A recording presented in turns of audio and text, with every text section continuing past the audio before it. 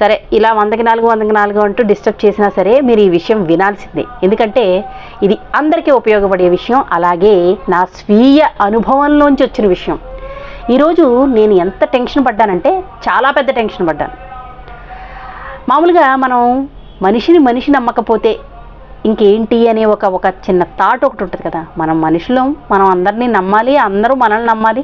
ఇలా ఒకళ్ళనొకళ్ళు నమ్మకం మీదే సంసారాలన్నా సాగుతున్నాయి, ప్రభుత్వాలన్నా సాగుతున్నాయి, అప్పులు పుడుతున్నాయి. ఇలా ప్రతి దానికి నమ్మకం అనేది ఒక నాగార్జున సిమెంట్ లాంటి గట్టి పునాది లాంటిది కదా నమ్మకం.